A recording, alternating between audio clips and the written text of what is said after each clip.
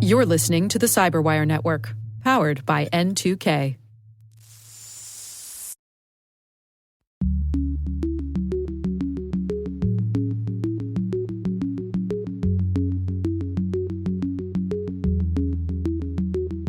Everybody was more concerned and felt accurately that it was more likely that their phone was going to get stolen and they were going to lose access to their authenticator app than it was that their email was actually going to be remotely compromised. Hello, everyone, and welcome to Caveat, the Cyberwire's Law and Policy podcast. This episode is for September 2nd, 2020. I'm Dave Bittner, and joining me is my co-host, Ben Yellen from the University of Maryland Center for Health and Homeland Security. Hello, Ben. Hello, Dave. On this week's show, I review an essay from top U.S. officials on persistent engagement as a U.S. cyber doctrine. Ben describes the potential implications of a ruling on geofencing. And later in the show, my conversation with Sean Brooks. He's director of the Center for Long-Term Cybersecurity's Citizen Clinic program, and they have a recent report, Digital Safety Technical Assistance at Scale. While this show covers legal topics and Ben is a lawyer, the views expressed do not constitute legal advice. For official legal advice on any of the topics we cover, please contact your attorney.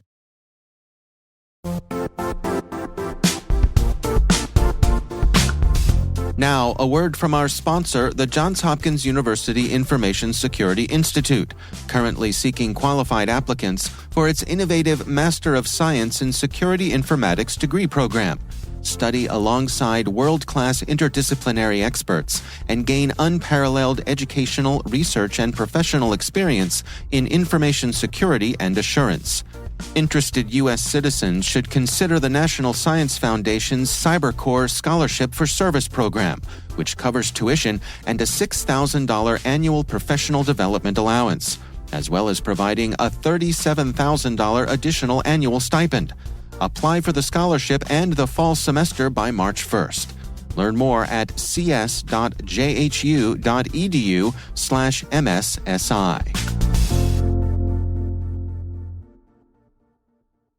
All right, Ben, let's dig into our stories this week. What do you have for us? Sure. So I have a new case from a magistrate court judge relating to geofencing.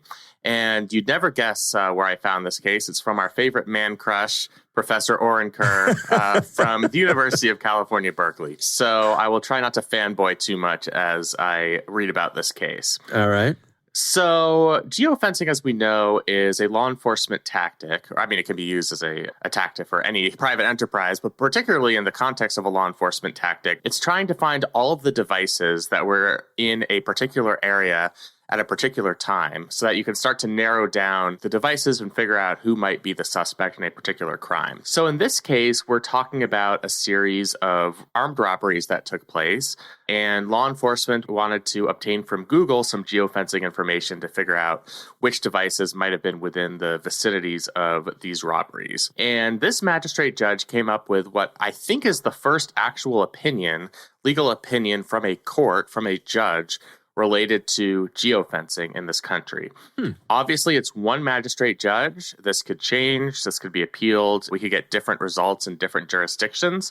But as sort of the first bite of the apple, it's really interesting to see how the court came down on this question. Well, take us through what did they come up with? So the holding of the case is that the geofencing warrants did not satisfy the Fourth Amendment's specificity and particularity requirements. So a couple of important elements here. They started by analyzing this case in the context of the Carpenter case, which is about cell site location information, and basically dismissed that as an issue entirely, saying the parties didn't contest it. I actually don't think that analysis was necessary or applicable in this case, but it is interesting that they cited back to Carpenter there. On the actual merits of the geofencing warrant, the court seems to treat, and this is in the words of Oren Kerr, this warrant like a search of a person whose phone's presence is revealed. So there are basically two types of warrants you could obtain here. Let's imagine a non-geofencing situation. Okay. Just, your standard, let's get into somebody's house warrant. There's a warrant to enter a place and see who's there. So see if a certain person was in a particular place at a particular time. Or there's a warrant to actually search an individual. So pick their pockets. What the court seems to be saying here is that geofencing more resembles that more intrusive search, where you're rifling through the pockets and possessions of everybody who's in a particular area, and not that first type of search where you're just entering a place and seeing who is there. Professor Kerr, and I think I actually agree with him here, think that this warrant is more similar to that first type of inquiry where you're just seeing who is in a given location. You're not actually rifling through their pockets. Right. The reason that makes sense to me is that they're not actually looking for any information on this person's device. All they want to know is whether the device was in a particular location at a particular time. And, that would seem to satisfy the particularity requirement. What the court is saying is, if we're going to treat this like a warrant where we're actually searching every device within a given area, you need to have some particularity. You need to have probable cause that every single device you're searching is going to be relevant for your criminal investigation. That's going to be extremely difficult to obtain, especially if you don't have a lot of information on whom the devices belong to in the first place, of how many people were caught by this geofencing warrant. So if you don't have to use that more intrusive process where you're searching everybody's pocket, you only need probable cause that a given device might be in the location that the crime took place. And that's a much lower probable cause standard. Professor Kerr seems to think that that should be the governing standard here, and I think I agree with him. So let me ask you this. I mean, continuing that comparison with a regular warrant to search someone's home, it strikes me that it would be a useful comparison to say, there's a warrant for searching or entering a specific home, but then there's a warrant for going before a judge and saying, I want to go in every house in this neighborhood. I don't know which house might end up being the interesting one, but I need your permission to go in all of them. Yeah, I mean, that's an interesting comparison. I think when you're talking about a warrant to go into people's houses, it's much more intrusive and much more like actually searching through people's stuff. When you're talking about something like this, where it's geofencing, I think you can draw a distinction because, like I said, you're not actually obtaining any personal information about anybody. You're just on this very narrow point. You're trying to see if an individual device was in a particular place at a particular time. And so I think you need not have probable cause to just perform this rather broad search of whether a single device was in a particular area. Because if you had to have probable cause for each of the devices, then I think geofencing could potentially be ruled out as a law enforcement tactic. They're never going to be able to obtain probable cause for each of the devices in the area. Yeah. So I think, if law enforcement wants to maintain geofencing as a valuable law enforcement technique, which I certainly think it is, then they're going to have to rely on other courts to interpret this differently and say that this is more of the equivalent of let's enter a place and see who's there. And at that point, you don't have to have probable cause for every person that's searched. Well, let me continue my comparison here. I guess what I'm wondering is, I can imagine someone going in front of a judge and saying, I want to search every house in the neighborhood. And the judge would say, no, you need to tell me which house you want to search. Right. But I can imagine for geofencing, it'd be one thing for law enforcement to say to Google or any of the service providers, hey, give us all the information on every device that's been in this area during this period of time. And they go in front of a judge and say, this is what we want. To me, that's different than going in front of a judge and saying, hey, listen, we think that so-and-so, this particular individual was up to no good. We would like the service provider to tell us if this individual was in this area. This individual and only this individual was in this area at this given time based on geofencing information. Exactly. So I think that is the distinction here. Now, I should be clear. One of the original warrants was, they did have probable cause about this one person. And according to judicial precedents, there's a case called Ibarra v. Illinois.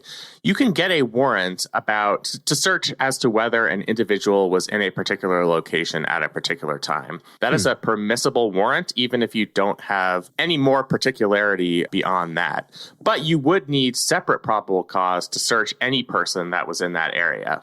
So what the court seems to be saying here is that this search is equivalent to searching every single person in this geofenced area. And what Professor Kerr is arguing, which I think he's arguing wisely, is it is more like that original warrant, which just allows a search of that place to determine whether that individual, over which you already have probable cause, is in that area, if that makes sense.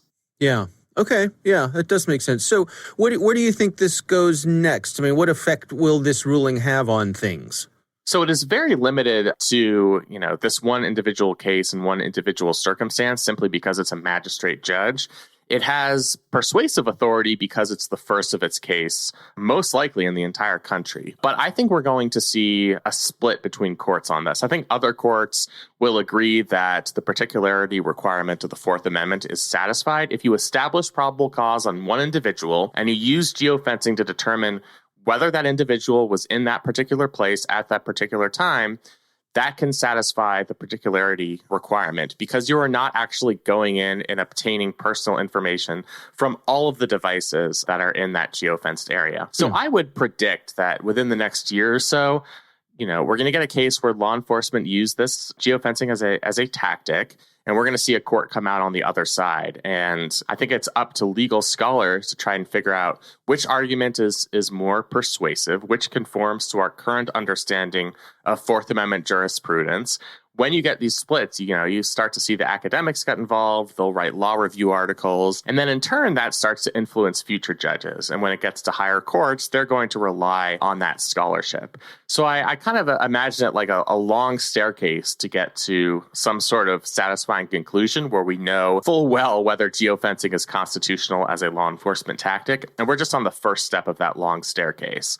I think there's just a lot of intellectual work on the part of both judges and legal scholars as to how this issue is going to be litigated going forward, especially as it gets into more prominent courts, federal district courts, courts of appeals, etc. So it's one of those things that we're just entering on the ground level here, and we're going to have to follow it very closely going forward. Do you find that long staircase to be a frustrating feature of our system? It's extremely frustrating because we all want answers now.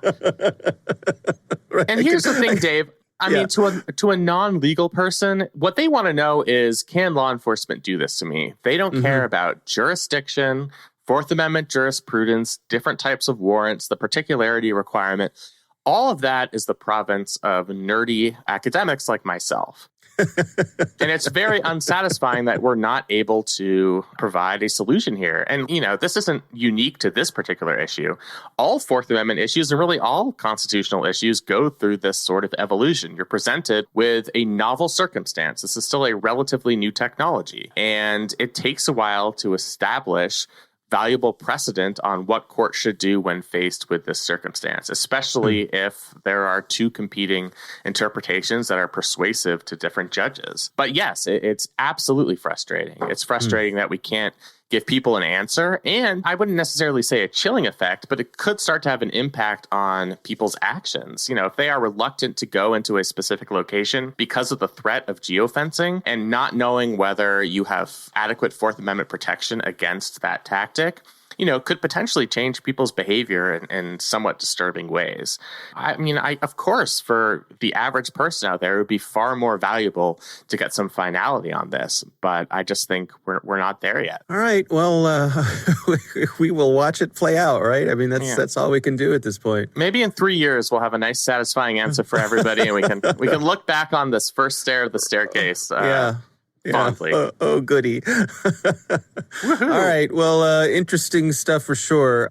My story this week comes from Foreign Affairs, and it's actually an essay written by General Paul Nakasone, who is the commander of U.S. Cyber Command. He's also the director of the NSA and chief of the Central Security Service, also co-written by Michael Solmeyer, who's a senior advisor to the commander of U.S. Cyber Command.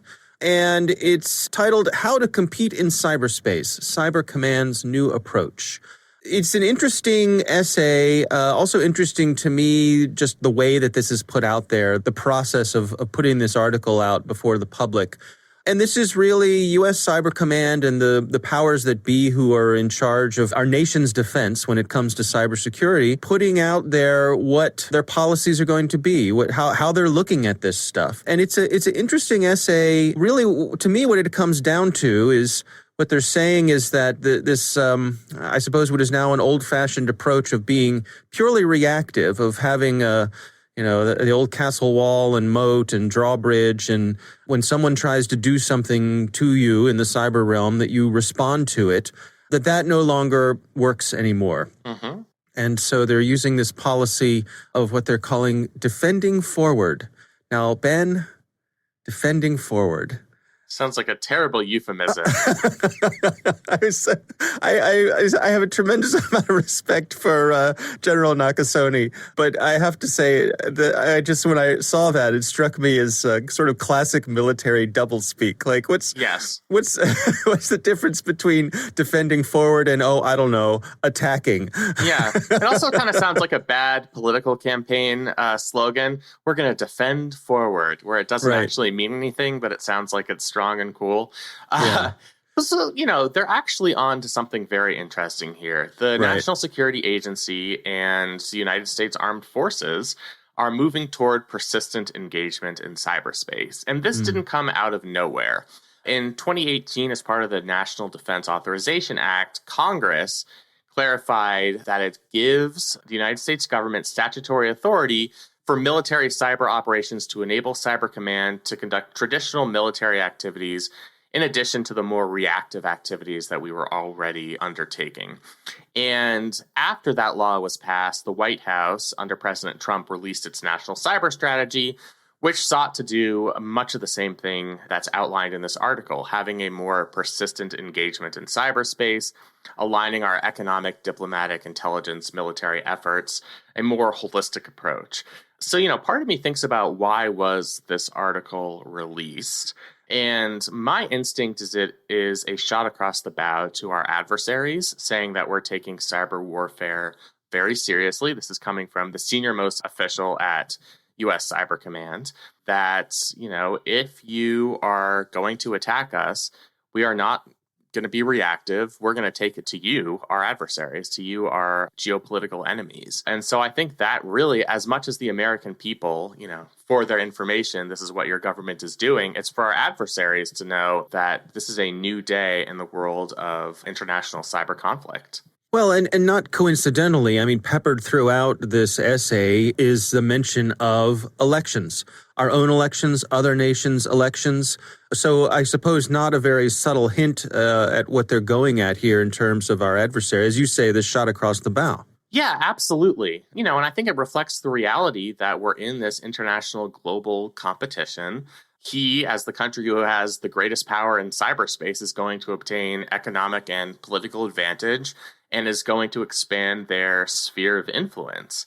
So, doing things like, as they mentioned in this article, publicly releasing adversary malware obtained during hunt forward missions, that will make that malware less effective. And it also might make our adversaries think twice about whether to propagate an attack on our system. I think it's sort of analogous to what you see in conventional warfare, where if you maintain a purely defensive posture, if we only had a National Guard, it might please some of our libertarian friends out there, but, it probably would not fulfill our overall long-term goal of protecting the country from foreign threats. Oftentimes, you have to go out and engage, whether that's diplomacy, whether that's going into countries and nation building. I think the philosophy of our military, particularly after 9/11, was not to just sit back and take this defensive posture. And I think what this article is getting at, and the 2018 statute and the president's executive order, is we are taking those principles and applying them to cyberspace. Now, it's also interesting to me that it reflects something that we've seen, particularly from NSA, which is an increased level of engagement with the private sector, but also the public. They mention there's a new facility that they've spun up here, not far from us here near Fort Meade. It's called Dreamport. And it's a place that is an unclassified location where these folks at Cyber Command can collaborate with folks who aren't within that, bubble of the security within NSA and Cyber Command itself. And that, to me, that's a real shift that we've seen from NSA as well. They've been really deliberate about their intentions, that they're going to have more engagement with folks outside of their community for the better of everyone, they say. Yeah, and I think that is a crucial part of this all-encompassing national cyber strategy. One thing we have in this country is an entrepreneurial spirit a lot of big tech companies with the most valuable technological tools in the world. And it absolutely makes sense for us to leverage that expertise and develop relationships. Dreamport is a great example. I know you've been there, I've been there. I mean, it's good to actually see that collaboration in practice. And, I think it is all part of the same effort to elevate cyber conflict to its proper place. We now see, based on our experiences over the past several years, whether it's been high-profile ransomware attacks, phishing scams, election interference, that this can have real tangible impacts on our society the same way that traditional attacks have. And we need to start treating the threat like any other threat to our national security. And it's taken us a while, but I think we're finally starting to see government policy reflecting this strategy.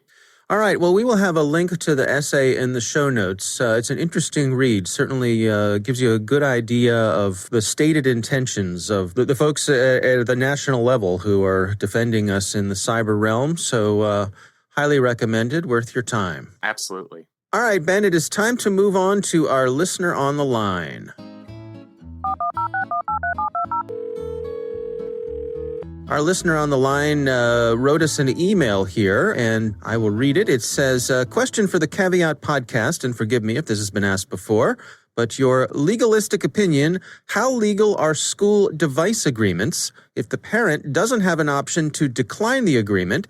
And how does Google Translate and Bing Translate factor into this? For example, if I have a parent that speaks Klingon. Who among us does not, right?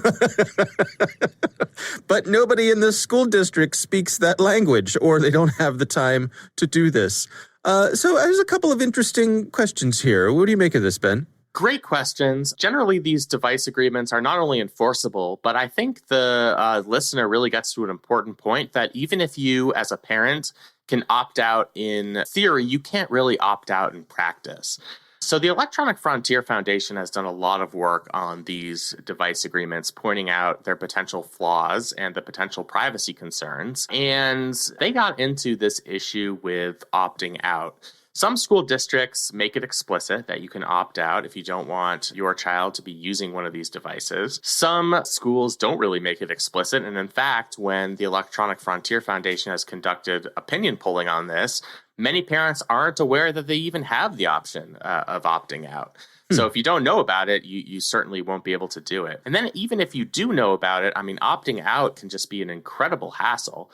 You can opt out, but then, your child is not going to be at the same level as the other students who are using these technological tools. And the schools themselves, aren't going to be in a hurry to provide you alternative means of learning. Yeah. And we've read about in some cases where parents have tried to opt out, but when the kid goes to school, they have teachers setting up new iCloud accounts for the students. And, not knowing that the parent refused to sign that permission slip. Well, I also wonder about the social implications, too. I mean, I don't know if this, you probably had a similar experience. I know for many of us, when it came time every year, I don't know, late in elementary school and middle school, when it came time for family life, where they teach you all about, the plumbing of boys and girls. Yes. There was always one or two kids whose parents, for usually, religious reasons or whatever, opted out. And decided this was something they were more comfortable handling at home. Yeah, let's just say the other kids noticed, right? Right. Yeah. Those kids, this did not go uncommented on by the other children, So I think that's a very real thing as well. It absolutely is. And there is a class-based and, demographic-based angle to this as well. If you don't have parents at home that are technologically savvy or would know how to operate this device, you can't expect a first grader to know how a laptop computer works. You're going to need to have semi-computer literate parents to actually allow that student to do the work. And when you are relying on technology for learning, particularly in this time where we are only relying on technology for learning in most jurisdictions across the country, then that can exacerbate existing inequality in our school districts. And that's where that language issue comes up. From our questioner. The school might say, you speak this particular language at home, we have one tool to offer you, and that's Google Translate, Bing Translate. But here are all the privacy concerns. You've done your research, you see the privacy concerns of using those tools. You can either opt in and subject yourself to those privacy risks, or you can opt out and your kid's not going to understand what's going on in the classroom. Right. And that's really a terrible choice. So I think, if you're looking for an action item here, it's to go to your local school board and try and make opting out a more realistic possibility. Force the administration of your school districts to develop reasonable alternatives so that, you're not giving parents this awful choice of excluding their kids from the learning process or potentially exposing your children to the dangers of privacy, all types of threats that exist when we log on to our devices. Yeah. So this is just a great question, and I'm very glad our listener asked it. Yeah, thanks so much for sending that in. We would love to hear from you. We have a call-in number. It's 410-618-3720. You can call in and leave a message there. We might use it on the show. You can also send us an email. Write to caveat@thecyberwire.com.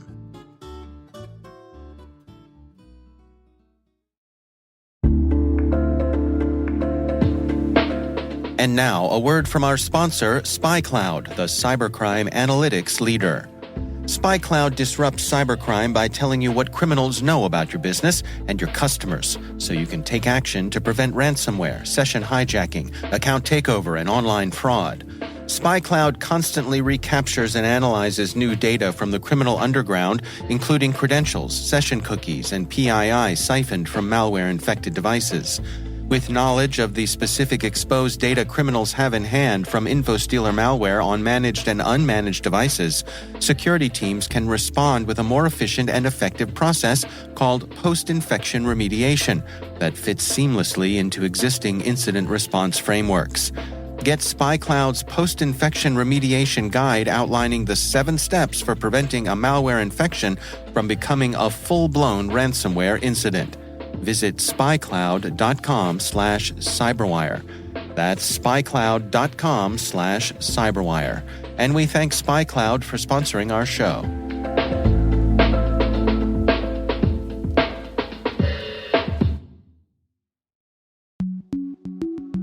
Ben, I recently had the pleasure of speaking with Sean Brooks. He's director of the Center for Long-Term Cybersecurity Citizen Clinic, that is over at Berkeley. And they recently published a report titled Digital Safety Technical Assistance at Scale.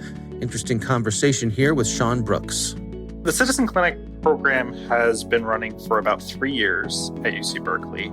The program was modeled after clinical programs in the law and medical fields where the model provides an experiential learning opportunity for students. So if you ask any attorney, right, they'll probably tell you that law school doesn't teach you what it's like to actually go out and be a lawyer in the world. That doesn't mean that it doesn't prepare you intellectually for the work and doesn't teach you a lot about the foundations of law, but in terms of actually practicing law, it's a very different experience. And so what a clinic model allows is for students to get an actual taste of what it's like to do work in the field in a space that allows them to learn and make mistakes and get guidance from, experienced professionals. At the same time, clinical models in both the medical and the legal fields have enabled academic institutions to provide these high cost, high expertise services for populations and communities that wouldn't otherwise have access to those services. And so if you look at public interest law clinics, you'll see that they're focused on things like death penalty cases or environmental law or immigration law. This allows the students to do public interest work, to serve populations who are in need of legal assistance but wouldn't otherwise be able to afford it, and generally benefits the sector as a whole. The creation of, again, particularly law clinics, helped create the entire field of public interest law. And when we were looking at the cybersecurity field and the sort of digital safety issues that nonprofits and journalists, human rights defenders, and other activist organizations were facing, we saw sort of a similar challenge where there's a high cost, high sophistication cybersecurity workforce and set of companies, startups, government agencies, you name it. But there's not much catering towards high risk organizations, particularly those being targeted by politically motivated actors and there's not an opportunity for students to understand that there's a workforce opportunity there other than, if you want to go into cybersecurity work, most of the traditional career paths are into defense or intelligence or into the private sector. And the idea that there isn't really a public interest career track for folks interested, even though there's a huge amount of need. So by creating the clinic, we hope to create a model by which more students can understand the breadth of the need of these types of projects in the field and understand that there's a lot of different ways and a lot of different types of expertise to get into the cybersecurity space. So for that reason, we take on students from not just computer science programs, but law, public policy, journalism. We had a history student last semester. We've had students from psychology, the School of Information. And in the last 3 years, we've worked with 10 different organizations on, I think, 4 different continents, working on issues as diverse as reproductive rights, indigenous land rights, journalism and the public interest, international development accountability efforts, war crimes reporting, a huge diversity of organizations. And our students have been able to work together in interdisciplinary teams to both understand the broader context in which these organizations sit and understand how that context informs their threat model, and then propose mitigations to those threats and actually implement some technical and policy solutions to some of those problems to get the actual experience of what it's like to do the work of cybersecurity and digital safety. Now, what sort of lessons have you learned along the way? I can imagine spinning up something like this. You certainly had things in mind, but of course, everything's not exactly the way you plan it when you actually go out there and start engaging with the folks out there. Were there any things that were unexpected that you had to make adjustments along the way? Yeah, absolutely. We started small, right? We started with a pilot with 4 graduate students, one of whom actually ended up graduating from the School of Information and becoming the deputy director here at Citizen Clinic. And we started first working with a sort of digital rights organization in Latin America. And in that first experiment, we knew that sort of understanding the organization's culture, the broader context of their work, particularly their political activism, was going to be really important in understanding what types of technical mitigations would be necessary and what sort of solutions they could adopt. But I don't think we even embraced that mentality far enough initially. So for example, working with that client organization, one of the things that we wanted to do was get them set up with multi-factor authentication on all of their critical accounts, right?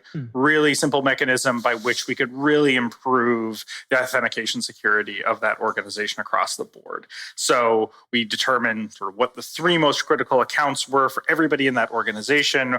We ran a series of very sort of intimate workshops where we had the employees go through the process of setting up app-based MFA for themselves on all these accounts, really walked them through and made sure they understood how it worked, made sure they understood backup codes and some of the challenges of preserving those. And we felt pretty positive, but by the end of the experience, we'd gotten everybody in the organization set up with MFA for their work email and social media accounts and some personal accounts as well. So we were feeling really good about that. We work with most of our clients for not just 1 semester, but usually about a year and a half on average. So about 6 months later, we were able to come back and say, hey, we implemented this. We also helped you get set up on a cloud-based email provider. So let's go back and check and make sure that everybody's MFA is still turned on. When we went back and looked, only 30% of the organization still had MFA turned on. Wow. And we were like, well, what happened? What did we do? What went wrong? And what it turned out is that the city in which this organization was based has a high amount of cell phone theft. And so what we didn't anticipate when we recommended, okay, everybody get this authenticator app and use this for your email security, was that everybody was more concerned and felt accurately that it was more likely that their phone was going to get stolen and they were going to lose access to their authenticator app than it was that their email was actually going to be remotely compromised. How and so interesting. In that moment, despite the fact that we'd done all this work looking at the context of the organization, we missed this really, really simple component of what day-to-day life was like for our client organization. And so that really helped us double down on that and the importance of that. And that has become, I think, one of the linchpins of our educational pedagogy, is really helping our students understand how context informs the threat profile of our partner organizations much more than their technical infrastructure, even in many cases, the capabilities of their adversary. Because when it really comes down to it, the threat profiles of a lot of the organizations from a technical perspective that we work with are very much the same, because they don't have complex technical infrastructure, right? They've got an email account, they've probably got some storage needs, there's probably some social media presence, but the technical infrastructure of a lot of these organizations, regardless of whether they have 100 people in them or 5 people in them, because they're sort of agile nonprofits, tends to look very similar. But the context and the way that they do the work informs the ways in which they're going to be attacked, both because the attackers aren't really necessarily looking to get things like money out of it, right? They're looking to forward political ends. And they don't necessarily need to use the full complement of their capabilities in order to compromise these organizations. And so one of our friends at Citizen Lab up at the University of Toronto once called our work, and I think he was trying to be positive about it. He said, "This is the boring work of cybersecurity." But in many ways, it's a really great experience for our students, where it's like, look, we talk in the abstract about things like multi-factor authentication or setting up HTTPS or setting up things like DMARC as relatively simple or straightforward cybersecurity controls. But when the rubber meets the road, this stuff is actually a lot harder than you think it is. And so if we want to make meaningful progress, particularly for low resource organizations with no technical staff, there's still a lot of work to do to make these types of controls more user-friendly, more accessible, and generally more adopted. Well, you also recently published a report titled Digital Safety Technical Assistance at Scale. Can you take us through that? Well, first of all, what prompted the creation of the report? So one of the things that we were looking at over the last few years is how do we grow our own clinic? And, as I mentioned earlier, we started with 4 students and 1 client organization. Now on an average semester, we have something like 16 to 25 students. And we work with 5 or 6 organizations a semester, depending on how many students we have. That's a big increase, and that's great. Law clinics have sort of similar sizes. Some are smaller, some are much larger. But the reality is one public interest cybersecurity clinic at UC Berkeley is not going to solve the world of problems facing civil society, particularly not in this time in the world when we see rising authoritarianism, clampdowns on media and civil society organizations. There is a lot more need than there is expertise available. And so if we really think that the clinical model is a good contributor to resolving these problems, we have to think a little bit more about the big picture of how do we get this expertise into the hands of activist organizations and those who need it.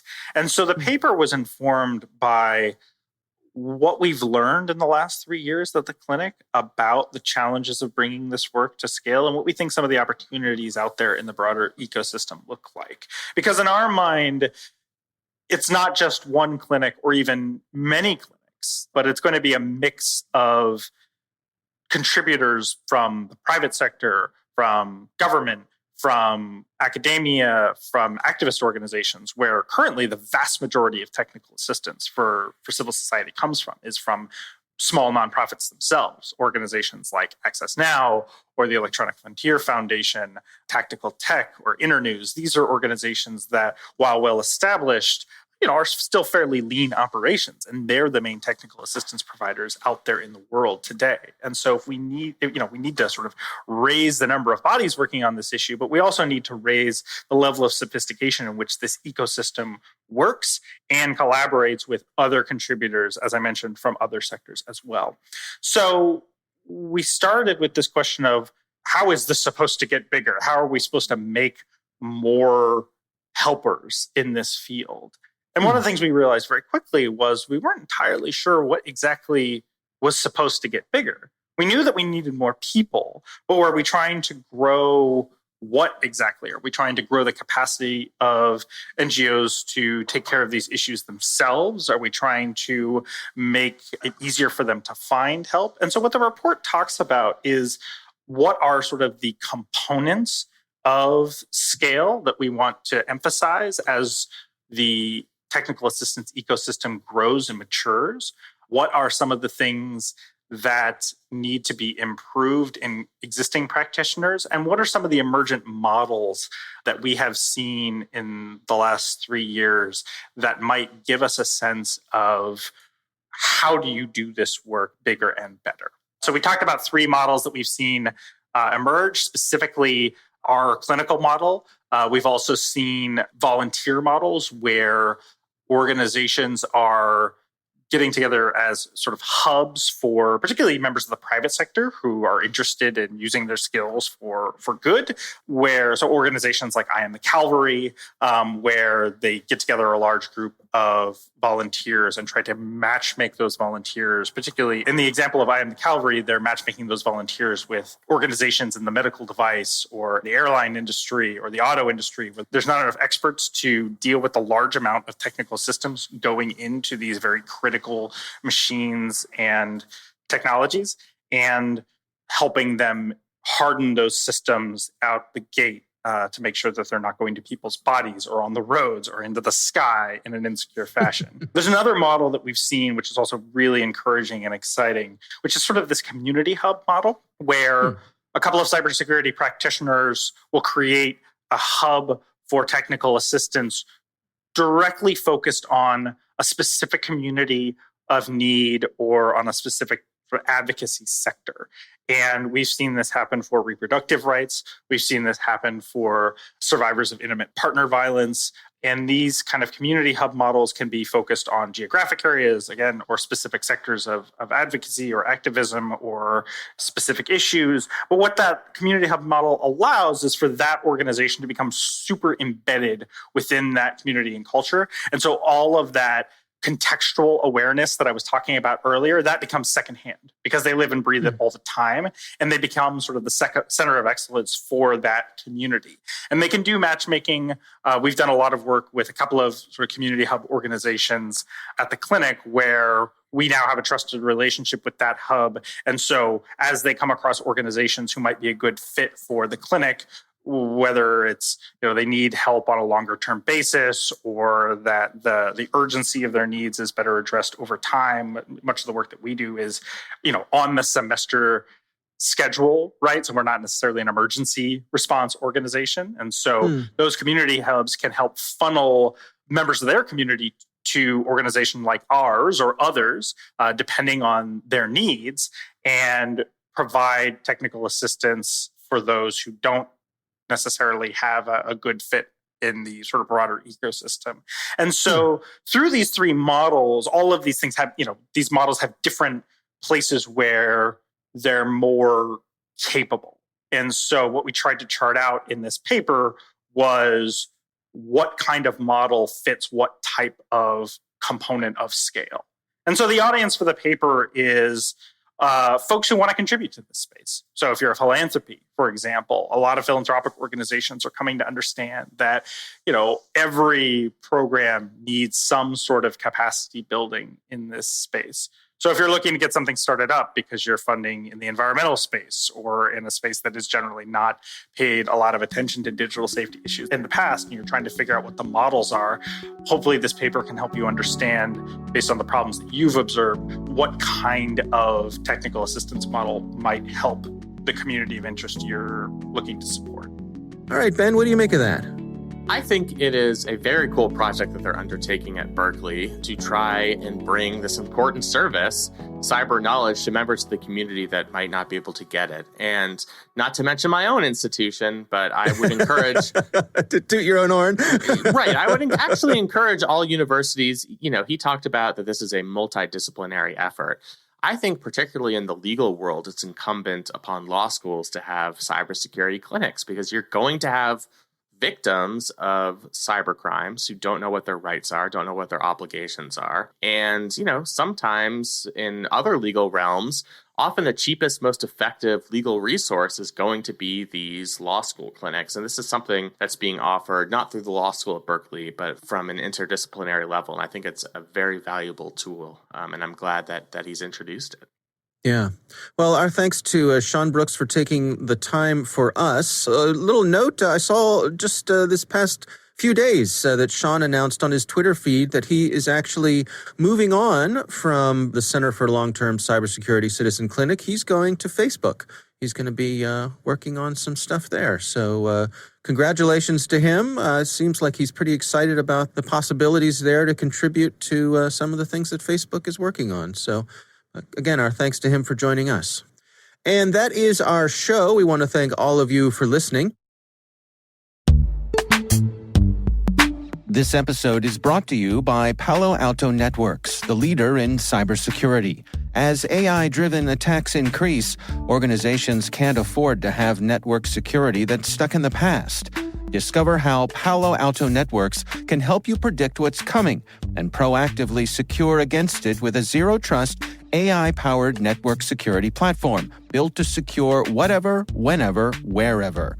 To learn more, visit paloaltonetworks.com/network security platform.